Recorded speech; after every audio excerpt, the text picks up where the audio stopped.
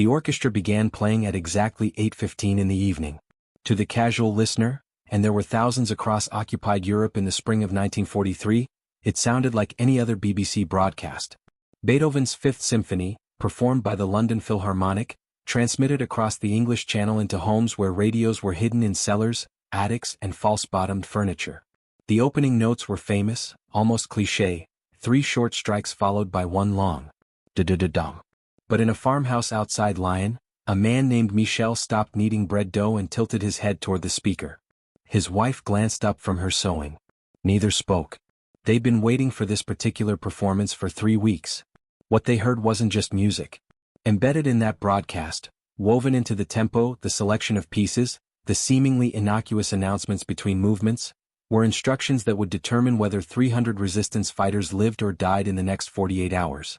The timing of a rail sabotage, the location of a weapons drop, the identity of a compromised safe house that needed immediate evacuation. The orchestra played for 27 minutes. When it ended, Michel returned to his bread. His wife resumed her sewing. But within the hour, messages would begin moving through occupied France, carried by bicycle couriers and whispered in market squares, all originating from those 27 minutes of classical music that German monitoring stations had recorded, analyzed, and dismissed as harmless cultural programming. This is the story of how music became a weapon. How silence between notes carried more meaning than the notes themselves. How thousands of people across occupied Europe learned to hear messages that were simultaneously broadcast to millions yet understood by only a handful. And how the most sophisticated intelligence operation of the Second World War was hidden inside something so ordinary that enemy forces never fully grasped what they were listening to. Because while German cryptographers were breaking codes and monitoring radio frequencies, while informants were infiltrating resistance cells and Gestapo interrogators were extracting names under torture, the Allies had created something far more elegant than encryption. They discovered that the best place to hide a message wasn't in mathematical complexity or technological sophistication. It was in plain sight, camouflaged as culture, transmitted as entertainment, and decoded by people who'd never received formal intelligence training but who understood that in occupied territory, everything meant something, if you knew how to listen.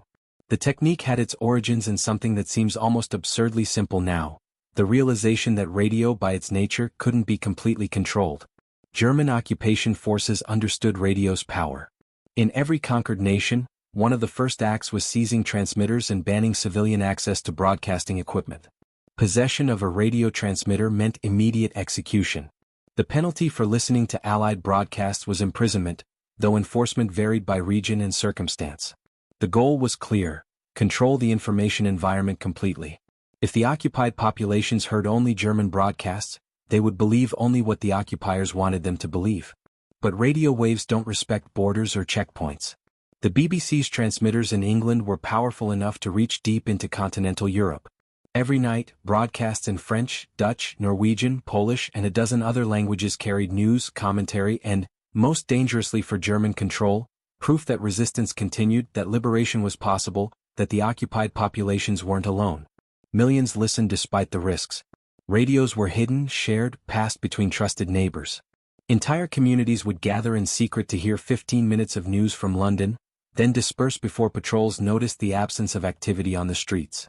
The BBC's audience in occupied Europe was estimated at 20 million people by 1943, a staggering number given the penalties involved. What made this audience valuable wasn't just that they were listening. It was that they were actively, intensely listening. They were paying attention with a focus that peacetime broadcasters could never achieve. They were analyzing every word for meaning, searching for hope, desperate for actionable information. British intelligence recognized this attention as an opportunity. The challenge was figuring out how to send specific operational instructions to specific resistance cells without German intelligence intercepting and decoding those instructions. Traditional encryption was increasingly risky. The Abwehr, German military intelligence, had broken several Allied codes. Radio messages using standard encryption were monitored, recorded, and analyzed by teams of German cryptographers who were extremely competent at their work.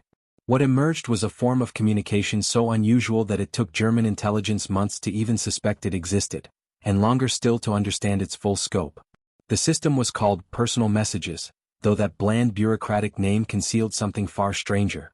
During regular BBC broadcasts to occupied Europe, announcers would read lists of seemingly nonsensical phrases. The elephant has left the room. Marie prefers chocolate to vanilla. The baker's oven is cold tonight. Sometimes these phrases were in French, sometimes in Dutch or Norwegian.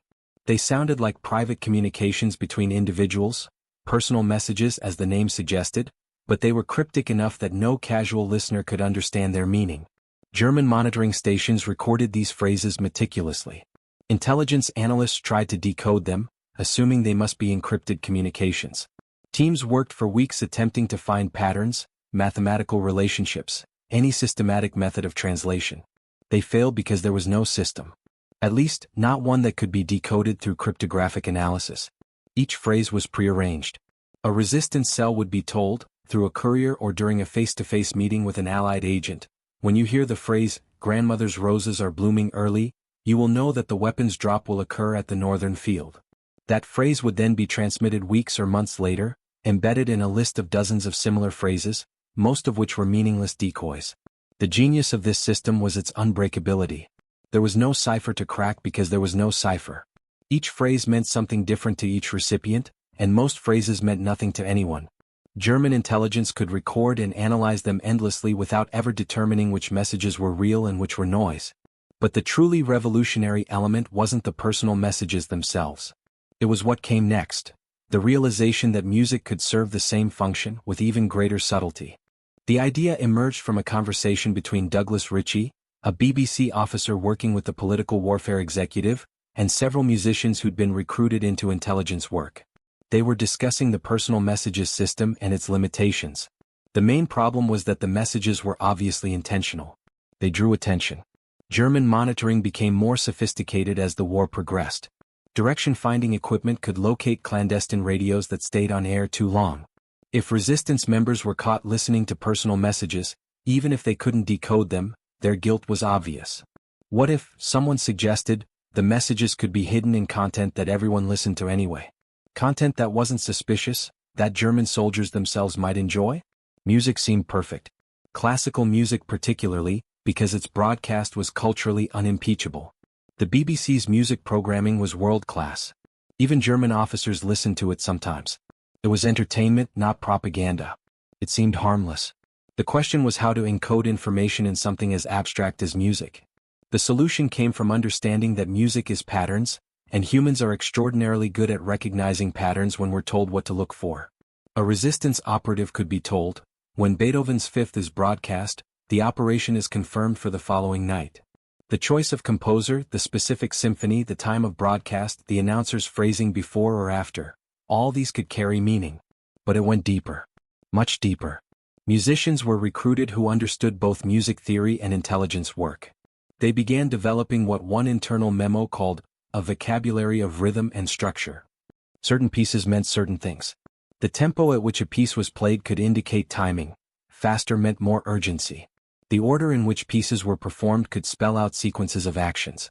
Unusual choices, a rarely performed movement, a piece from an unexpected composer, served as flags that something important was embedded in that broadcast. By mid-1943, the system had grown sophisticated enough that an entire operational plan could be communicated through a single hour of musical programming. The opening piece confirmed the operation was active. The tempo indicated timeline. The transition between movements signaled locations using a prearranged code known only to specific cells.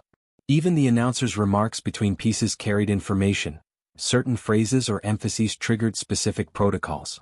And the most elegant aspect, German intelligence could monitor these broadcasts, record them, analyze them, and find absolutely nothing suspicious. They were listening to the same music as everyone else.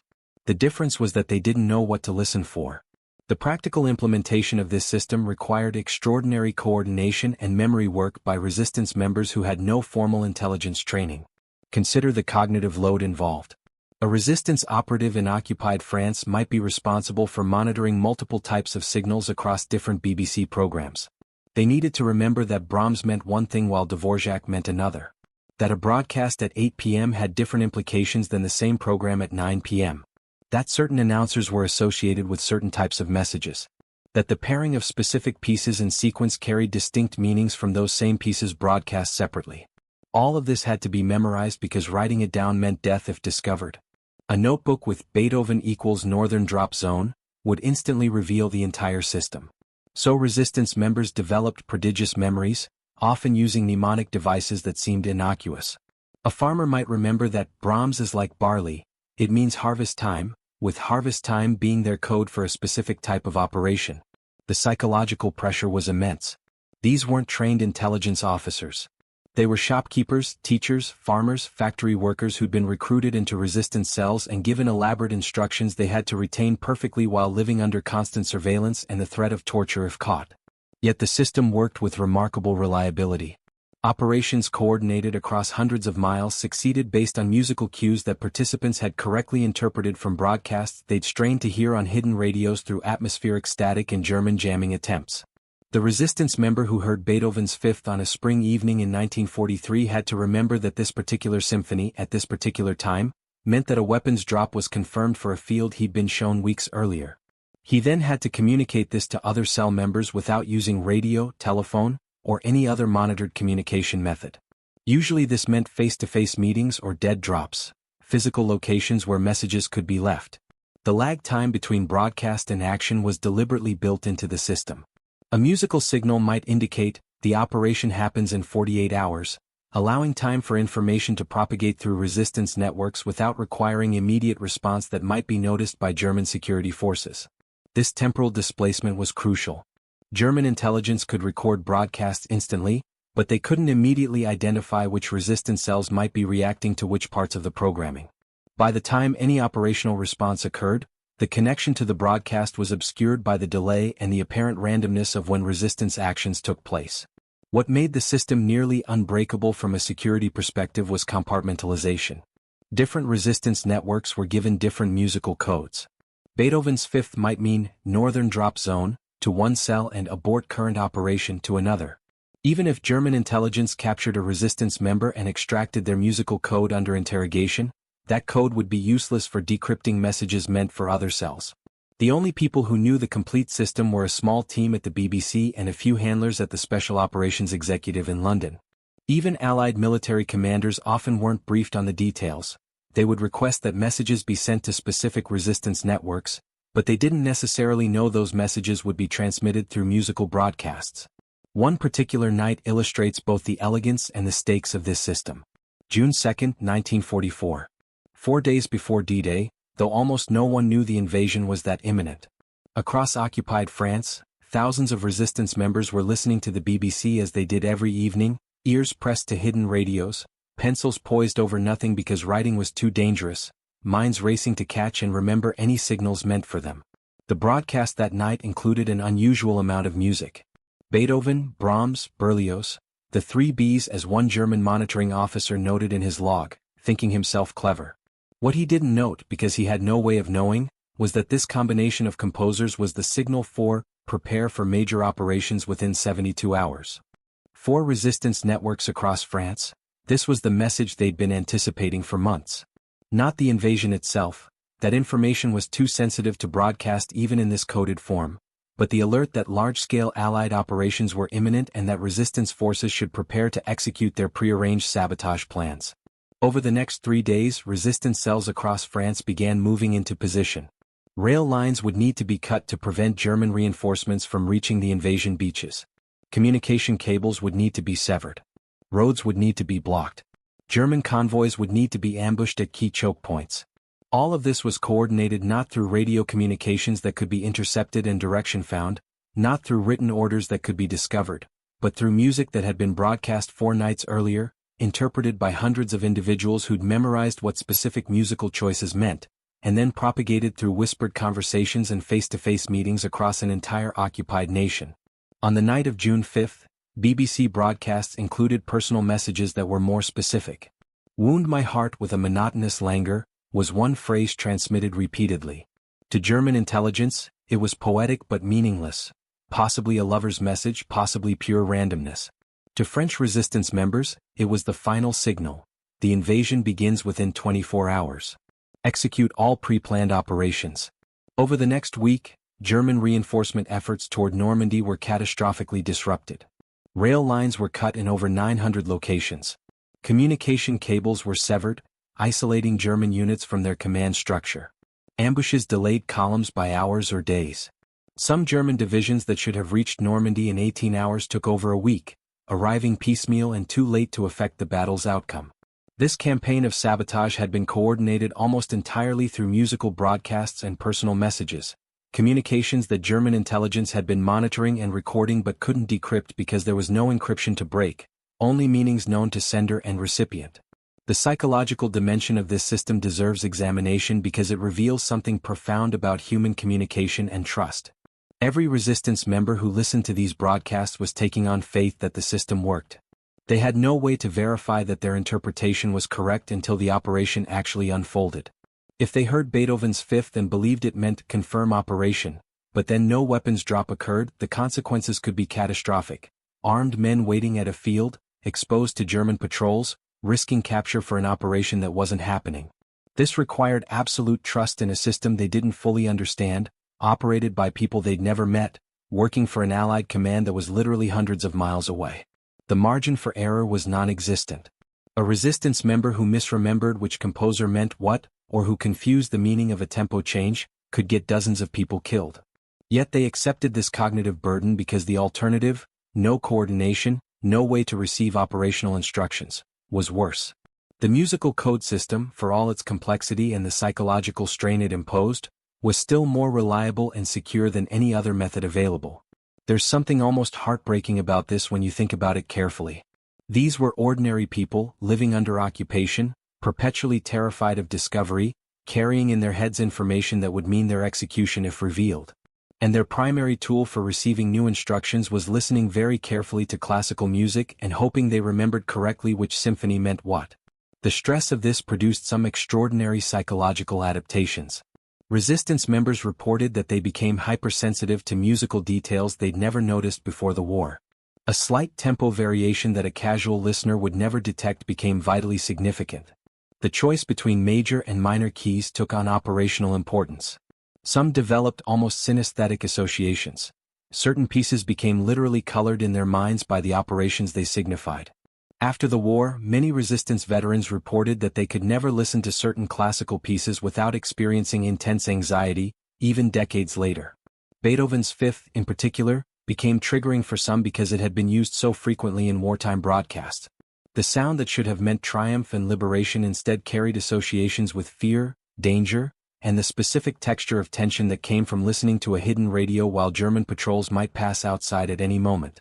German intelligence's failure to fully comprehend this system is worth examining because it reveals a blind spot that affected much of their wartime intelligence gathering. The Abwehr was highly competent.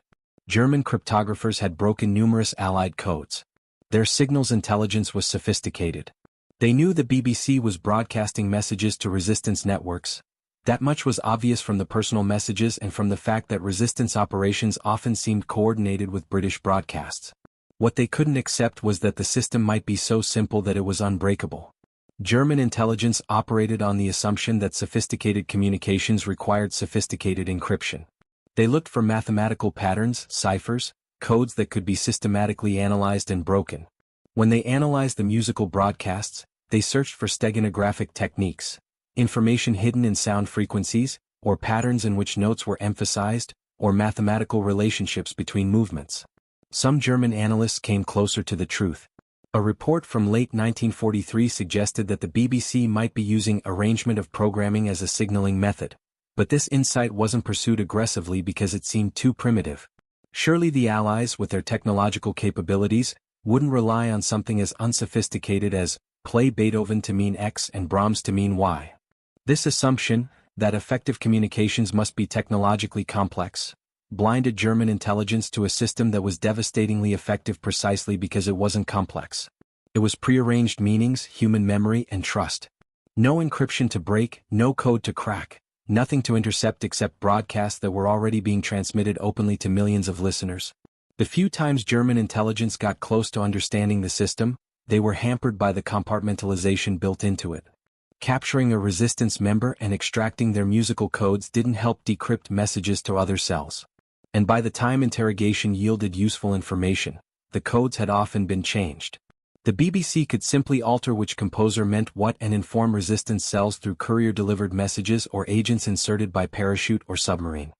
There's an almost tragic quality to reading German intelligence reports from this period. Report after report noting that resistance operations seem coordinated with BBC broadcasts. Detailed analyses of personal messages trying to find systematic decryption methods.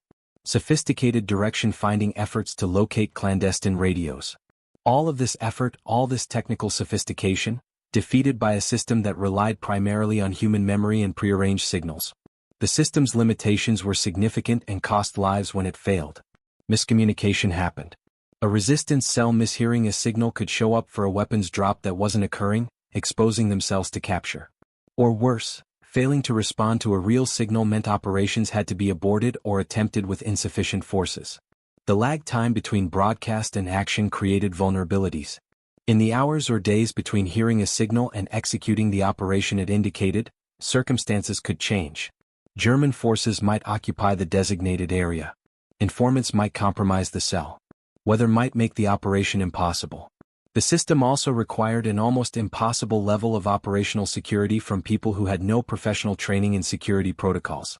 Every resistance member who knew a musical code represented a vulnerability. If captured and tortured, they might reveal not just their own codes but the existence of the system itself, potentially compromising the entire network. Some resistance members broke under interrogation. The Gestapo's methods were effective, and expecting ordinary civilians to withstand professional torture was unrealistic. When this happened, the compromised codes had to be abandoned immediately, requiring new codes to be distributed to every member of affected networks. A slow, dangerous process that involved physical meetings or courier deliveries, each of which created additional security risks. There were also technical failures. Atmospheric conditions sometimes made broadcasts inaudible in certain regions. German jamming efforts, while not fully effective, could degrade signal quality enough that critical details became unclear. A resistance member straining to hear whether the tempo was fast or slow through layers of static had to make judgment calls that could have life or death consequences. And there was the simple human factor of fatigue and stress. Resistance members were often operating under extreme psychological pressure, sleeping poorly, constantly vigilant for German security forces. In this state, maintaining the focus required to detect subtle musical signals was extraordinarily difficult. Some members reported listening to the same broadcast multiple times when possible, comparing their interpretation with other cell members, trying to achieve consensus about what they'd heard.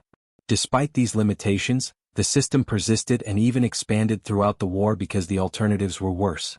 Every other method of communication, radio, courier, telephone, was either too vulnerable to interception or too slow for operational coordination. The musical code system, with all its flaws, remained the most secure and flexible method available for coordinating resistance activities across occupied territory. After the liberation, when the full scope of this operation became clear, military historians struggled to categorize what had been accomplished. Traditional intelligence operations involved encryption, codes, signal security, all the technical apparatus of secret communication. The musical code system was almost the opposite. Public broadcasts that millions heard with no encryption at all, defeating enemy analysis not through complexity but through simplicity and compartmentalization. Some analysts argued it represented a new form of information warfare, where the goal wasn't to prevent the enemy from accessing your communications but to ensure they couldn't understand the significance of communications they had full access to. Others saw it as a kind of reverse steganography, not hiding information in innocuous content, but making innocuous content carry information to specific audiences while remaining innocuous to everyone else. What everyone agreed on was that it represented a fundamental shift in how communication security could be approached. The old model was, encrypt your message so the enemy can't read it if intercepted. The new model, pioneered through these musical broadcasts, was, structure your message so that even if the enemy intercepts, records and analyzes it, they can't determine its significance or prevent its reception by the intended audience. This principle has shaped communication security ever since. Modern covert communications often rely not on making messages unreadable but on making them indistinguishable from normal traffic, or on distributing decryption methods in ways that don't require transmission of the methods themselves. The basic insight, that prearranged meanings can be more secure than encrypted content, remains relevant in an age of quantum computing and sophisticated cryptanalysis. There's a recording that survived the war, preserved in BBC archives. It's a broadcast from April 1944, 23 minutes of Brahms performed by a studio orchestra. The audio quality is poor, This was recorded on equipment designed for transcription rather than preservation, and it's been transferred between formats multiple times over 8 decades. If you listen to it now, knowing nothing of its history, it sounds like exactly what it is: a classical music broadcast from wartime Britain. The performance is competent but not exceptional. The announcer's voice between movements is pleasant, professional, unremarkable. There's nothing to indicate this broadcast carried operational instructions that would be acted upon across 3 countries. But somewhere in occupied France or Belgium or the Netherlands, someone listened to these same 23 minutes with total focus, parsing every detail for meaning, and then rode a bicycle through the night to pass that information to others who needed to know that the operation was confirmed, that the supplies would arrive, that they should prepare for the moment that would determine whether they lived or saw dawn. That recording is simultaneously mundane and extraordinary. It's a transmission that was both public and secret, both obvious and hidden, both simple and devastatingly effective. It represents a moment when culture became weaponized in the most literal sense, when art was transformed into intelligence without ceasing to be art. The system was formally ended in 1945, with liberation making it unnecessary. But its principles lived on, adapted for different contexts, different technologies, different conflicts. The idea that the most secure communication might be the one hiding in plain sight, that meaning can be conveyed through context and prearrangement rather than content, that everyday activities can mask extraordinary purposes. These insights reshaped intelligence work permanently. The people who operated this system, both the BBC personnel who developed and transmitted the codes, and the resistance members who received and acted on them, rarely spoke about it after the war. Many took their stories to their graves, bound by official secrecy or by personal reticence about experiences that were too intense, too frightening, too morally complex to reduce to anecdote. When they did speak, often in interviews decades later, they emphasized the psychological weight of what they'd done. The BBC staff described the surreal experience of selecting musical programming knowing that people would die or live based on which symphony was broadcast when. Resistance veterans talked about the texture of fear that came from listening to a hidden radio, the way your ears would strain not just to hear the music but to detect any sound of boots on the cobblestones outside.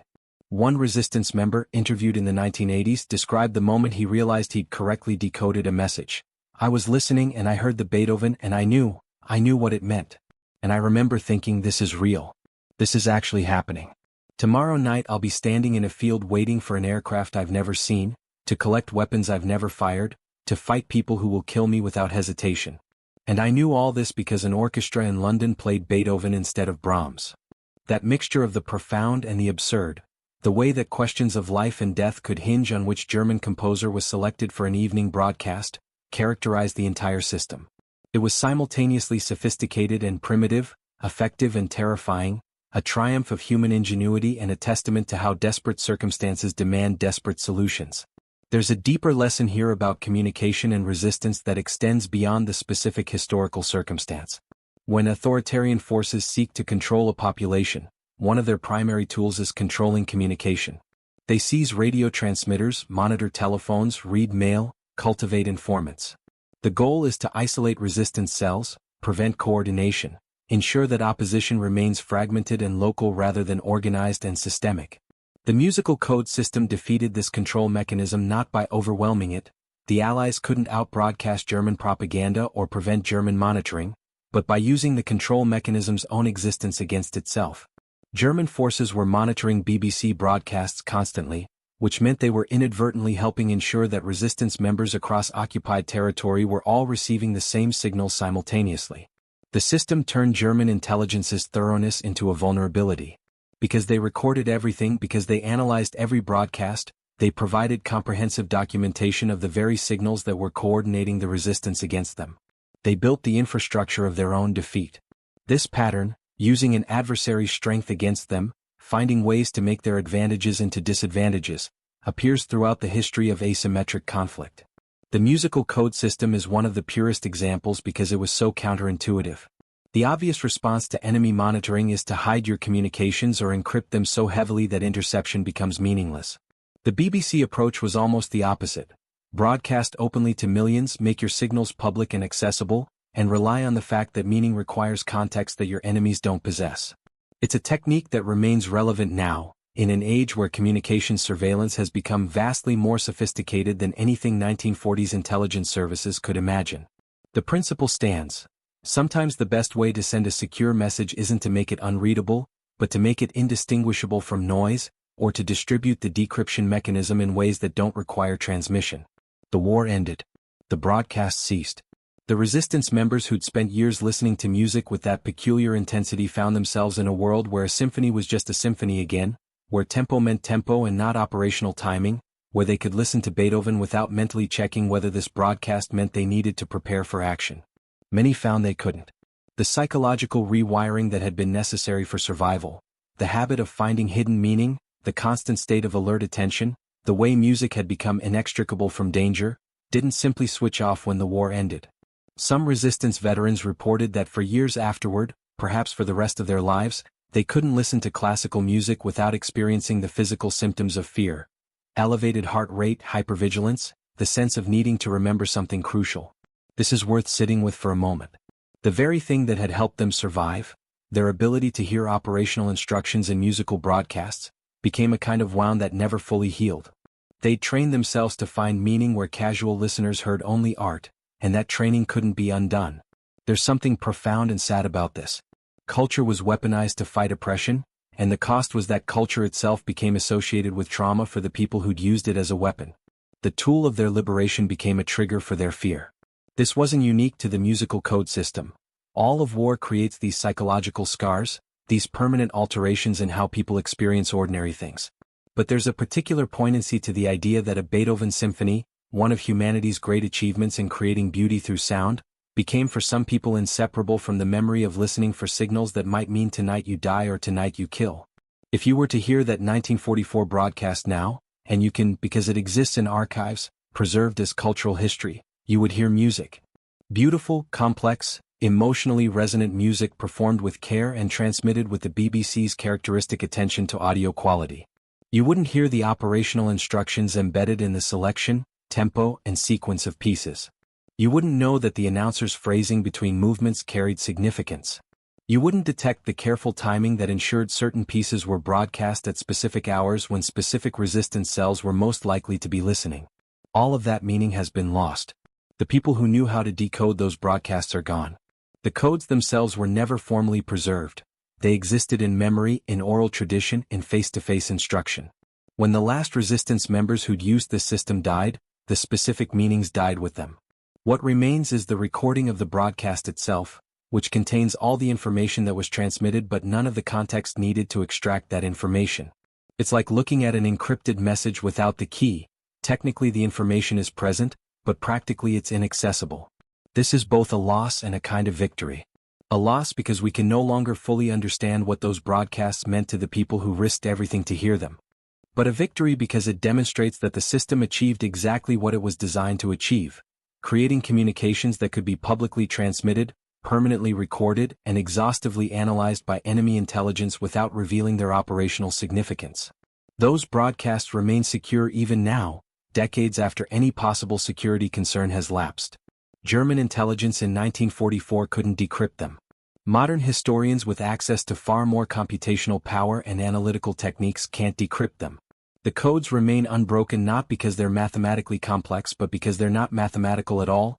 They're human, contextual, based on shared understanding between sender and recipient that was never written down and can't be reconstructed from the transmissions themselves. In a strange way, those musical broadcasts are still hiding their secrets, still protecting the operations they coordinated, still secure against analysis. Not because of any technological sophistication, but because meaning requires context, and context can't be transmitted. It must be established beforehand and maintained through trust. The legacy of this system lives on in unexpected places. Intelligence services worldwide still teach the principle that prearranged signals can be more secure than encrypted communications. The insight that meaning can be separated from content, that you can broadcast something publicly that only specific recipients can understand, shapes modern tradecraft. But perhaps the more important legacy is what it revealed about human communication and resistance. When every normal channel is monitored, when every expected method of coordination is compromised, humans find ways to communicate anyway. We embed meaning in culture. We create shared understanding through context and memory. We turn the ordinary into the extraordinary through nothing more than agreement about what certain patterns signify. This isn't just a historical curiosity. It's a permanent feature of how humans resist control over their communications. Every authoritarian regime that attempts to monitor and control information exchange discovers that people find ways around the controls, often through methods so simple they're initially invisible to the security apparatus. The musical code system was one example. There have been countless others throughout history before and since. Seemingly innocuous folk songs carrying political messages. Poetry that reads one way to censors and another way to intended audiences. Art that appears abstract but conveys specific information to those who know the visual vocabulary. All of these techniques share the same principle. Meaning is not inherent in content but emerges from the relationship between sender and recipient. If that relationship includes prearranged understanding of how to interpret content, then communication can happen through channels that are technically public and monitored but functionally secure. This principle is more relevant now than ever. In an age of mass surveillance, where communications metadata is routinely collected and analyzed, where encryption itself can mark communications as suspicious, the insight that drove the musical code system, that security can come from hiding in plain sight rather than hiding through complexity, remains vitally important. There's one final detail worth noting. The opening bars of Beethoven's Fifth Symphony, those famous 4 notes, da-da-da-dum, were used by the BBC as an interval signal throughout the war. The rhythm of those notes, 3 short and 1 long, matches Morse code for the letter V. V for victory. This was intentional, a small piece of psychological warfare.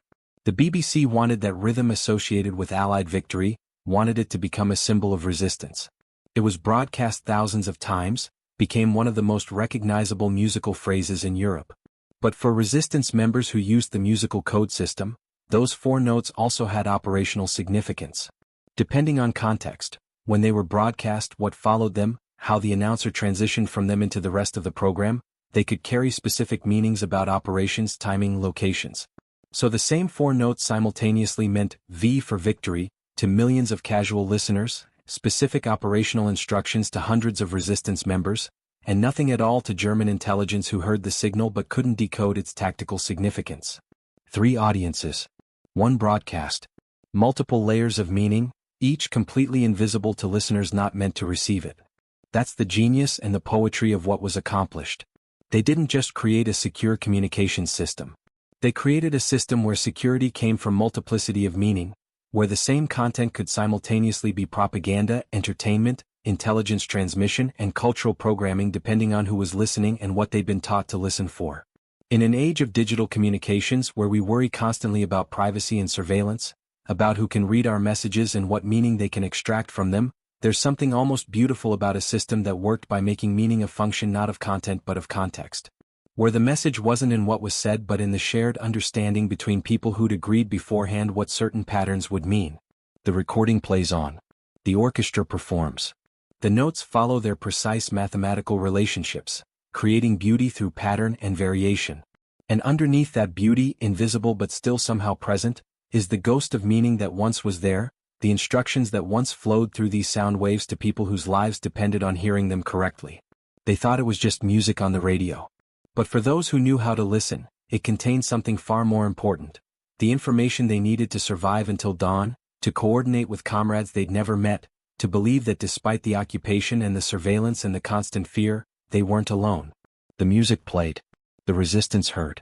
And through that hearing, through that careful attention to patterns that others dismissed as merely cultural programming, they found the coordination they needed to turn scattered opposition into organized resistance, to transform fear into action, and ultimately to contribute to the liberation of their nations. The most powerful weapon wasn't a weapon at all. It was music, properly understood, carrying meanings that were simultaneously broadcast to millions yet heard by only a few. And it worked, right up until the moment it was no longer needed, when the war ended and broadcasts became just broadcasts again, when Beethoven could finally be just Beethoven, and when the people who'd spent years listening with that terrible intensity could finally, perhaps, begin to hear music as music once more.